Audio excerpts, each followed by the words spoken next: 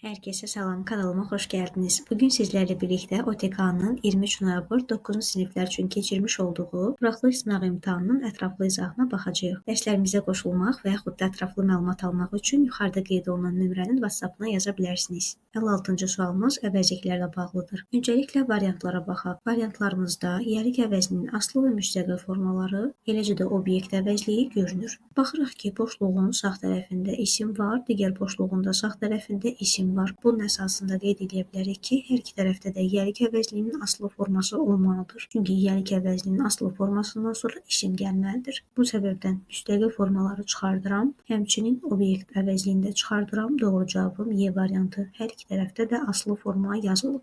57-ci sualımızda boşluğun sağ tərəfindəki isimləri xəttləyərəkdən müəyyənləşdirək ki, artikl hansı isimlərə aiddir. İkinci tərəfdəki ismim cəmdədir. Bu səbəbdən də ikinci tərəfdə qeyri-müəyyən artiklı yaza bilmərəm. Çünki qeyri-müəyyən artikllar yalnız sayıla bilən tək isimlərlə istifadə olunur. Lakin ikinci tərəfindəki language sözünə görə isə qeyri-müəyyən artiklı yazacağım, çünki sayıla bilən tək isimdir. Bu səbəbdən də doğru cavabım Y variantı. 58-ci sualımız kəmiyyət göstəricilərlə bağlıdır. Birinci boşluğumun sağ tərəfində sayıla bilən cəm isim var. İkinci boşluğumda isə sayıla bilməyən isim verilib. Bu səbəbdən də birinci tərəfdə sayıla bilməyənlərlə istifadə olunan kəmiyyət göstəricilərini çıxardırıq. Elotdan sonra isim gələ bilməz. İkinci tərəfdə isə sayıla bilən isimlərlə istifadə olunan kəmiyyət göstəricisini çıxardırıq. Hər iki variant qrammatik cəhətdən uyğun gəlir. Bu halda gəlin tərcüməyə baxaq. Mən çoxlu kitab ala bilmirəm, çünki mənim az pulum var. Çoxlu kitab ala bilmirsəm, o zaman onun az pulu olacaq, çox yox. Doğru cavabımız B variantı. 59-cu sualımızda gəlin yenə variantlara baxaq. Variantlarda şəxs əvəzliyinin obyekt və adlıq halları qeyd olunub. Şəxs əvəzliyinin adlıq halı ilə bağlı bunu qeyd etmişdik ki, cümlənin əvvəlində gəlir və özündən sonra xəbər gəlməlidir. Hər iki boşluğumuz da cümlənin ortasında və sonunda verilib. Buna görə də adlıq halı yaza bilmərəm.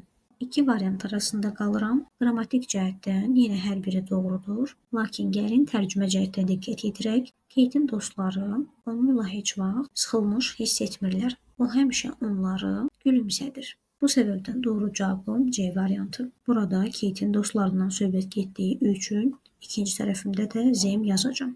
60-cı sualımızda altından xətt çəkilmiş sözün əks mənasını tapmaq tələb olunur. Long uzun deməkdir. Short isə qısa deməkdir. 61-ci sualda düzgün niyelik halının tapılması tələb olunur. İsmin qarşısındakı təyin edici birbaşa ismə təsir göstərir. Məsələn, artiklı təkdə olmasını bildirir və təkdə olan isimlərin yelik halı isə apostrof S ilə düzəlir. Yanlışdır. This cəmdədir, lakin apostrof S isə təkdə verilib. Child kökdən dəyişərəkdən cəmlənən isimdir. Kökdən dəyişərəkdən cəmlənən isimlər təkdə və yaxud da cəmdə olmasından asılı olmayaraqdan həmişə apostrof S ilə yelik halı düzələn isimlərdir. Özündən sonra going gəlirsə və başqa bir xəbəri yoxdursa, bu zaman bu yelik halı deyildir. Doğru cavabımız B variantı. This təkdədir. Özündən sonra təkdə olan ismimiz gəlib və apostrof S-dən sonra isim gəlib. 62-ci sualımızda sözlər və onların definitionları verilib. Bir şey haqqında insanlara rəsmi şəkildə demək, elan etmək, maye halında olmaq, yəni ərimək, yolu göstərmək, yəni rəhbərlik etmək. Doğru cavabımız A, C, B, yəni D variantı. Sifət cərgəsinin tapılması tələb olunur. Hər bir variantdan isimləri çıxarsaq, doğru cavabımıza gələ bilərik. Situasiya, şərt, yarış, yol. Doğru cavabımız A variantı, boş, səlis və səsküylü. 64-cü sualımızda birinci boşluğun sağ tərəfində sifətin üstünlük dərəcəsi verilib. Əgər mostdan sonra sifət gələrsə, bu onu bildirir ki, bu sifətin üstünlük dərəcəsidir və sifətin üstünlük dərəcəsi mütləq D ilə istifadə olunmalıdır. Həmçinin internet sözü artiklı ilə istifadə oluna bilmir. Doğru cavabımız A variantı. Definition verilib, sözü tapmaq tələb olunur. Kiməsə nə isə xatırlamağa kömək etmək, yəni A variantı xatırlatmaq. 66-cı sualımızda isə isimlərin cərgəsini tapmaq tələb olunur. Hər bir variantdan sifətləri taparaqdan doğru varianta gələk. Ümidverici, virtual, orqanik, bacarıqlı, gülməli. Doğru cavabımız E variantı, dostluq, şəkil və saç. Həmçinin bütün sözlərin tərcüməsini bilirsinizsə, birbaşa bu variantı da asanlıqla əldə edə bilərsiniz. 67-ci sualımızda tərcüməyə uyğun şəkildə düzgün cavabı tapmaq lazımdır. Əgər sən həqiqətən uğurlu olmaq istəyirsənsə, sənin yaradıcı olmağa ehtiyacın var. Qəribə, qəmgin, kobud, sıxıcı ola bilməz. 68-ci sualımız mübtəda xəbər uzlaşması ilə bağlı olan bir testimizdir. Əgər mübtədamızda ING ilə başlayan bir sözümüz varsa, bu zaman xəbər tək də olmalıdır. Çünki burada bu çantadan söhbət getmir, bu çantanı daşımaqdan söhbət gedir. Buna görə xəbərim tək də olmalıdır. Əgər mübtədada sözünü varsa, sözündən əvvəlkiyə baxılaraqdan uzlaşma yazılır. Winners sözü cəmdə olduğuna görə xəbərim də cəmdə olmalıdır, doğrudur. Yenə ofdan əvvələ baxılır. Price, qiymət sözü təkdədir, xəbərim də təkdədir, doğrudur. ING olduğuna görə xəbərim də cəmdə olmalıdır. Eating too much, yəni çox yemək. Keçid edək qısa mətnlərimizə.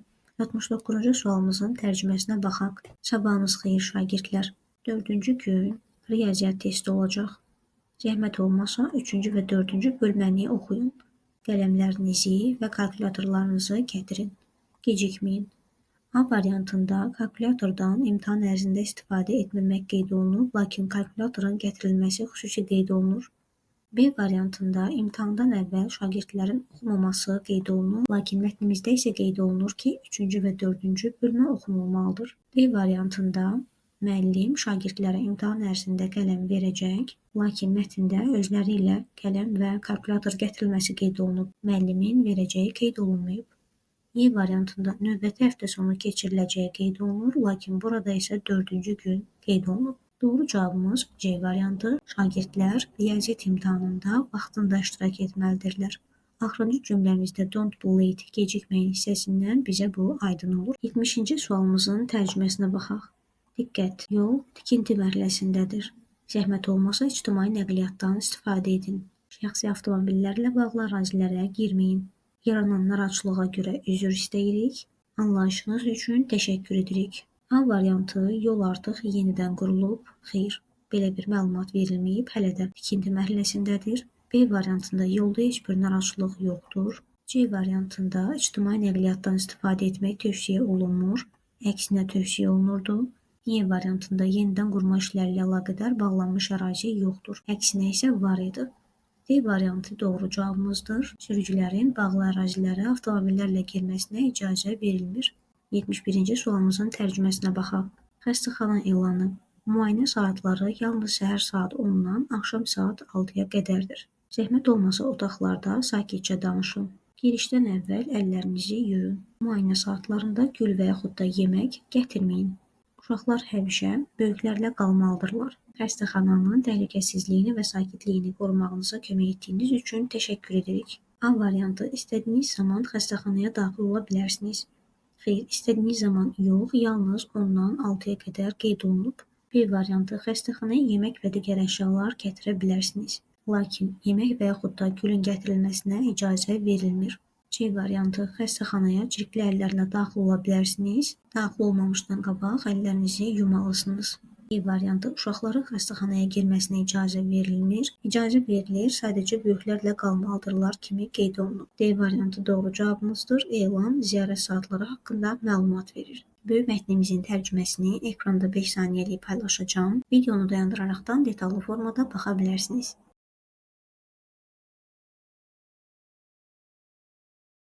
72-ci sualımızda mətn əsasən nə haqqındadır sualı verilir. Doğru cavabımız A variantı. Avropanın zəngin ölkələrindən biri. Mətn boyunca Lüksemburqun zənginliyi dəfələrlə vurğulanır. 73-cü testimizdə sualımıza baxaq. Lüksemburq dünyada niyə ikinci yerdədir? Doğru cavabımız Y variantı. Dizel avtomobillərin ən az sayına görə. Mətndə açıq şəkildə deyilir ki, Lüksemburq dünyada dizel maşınlarının ən az olduğu ölkələr arasında ikinci yerdədir. 74-cü sualımızda doğru variantların tapılması tələb olunur. Doğru cavabımız 1 və 2 B variantıdır. Lüksemburqda ictimai nəqliyyat pulsuzdur, doğrudur. Lüksemburq əhalisi çox varlıdır, doğrudur. Lüksemburqlular Amerikalılardan daha az qazanırlar, lakin mətndə isə bunun tam əksi qeyd olunub. Dördüncü də yanlışdır. Mediada əsas dil fransız dilidir. Mediada əsas dilin alman dili olduğu qeyd olunur. Lüksemburq dili əsasən istifadə olunur. D variantı gündəlik danışıqda. 76-cı sualımızda yanlış olan variantların seçilməsi tələb olunur. Birinci yanlışdır. Lüksemburq Şərqi Avropada yerləşir, lakin mətndə isə Qərbi Avropada qeyd olunub. 2 doğrudur. İctimai nəqliyyat qatar, tramvay və avtobuslardan ibarətdir. 3 də doğrudur. Lüksemburqun müxtəlif rəsmi dilləri vardır, hansı ki 3 dili olduğu qeyd olunub. 4 isə yanlışdır. Lüksemburq Avropanın ikinci ən böyük ölkəsidir, çünki mətnimizdə Lüksemburqun kiçik ölkə olduğu qeyd olunur. Videonu bəyəndinizsə, bəyən butonuna basmağı, kanala abunə olaraqdan şərh yazmağı unutmayın. Dərslərimizə qoşulmaq və yaxud da ətraflı məlumat almaq üçün yuxarıda qeyd olunan nömrənin WhatsApp-ına yaza bilərsiniz.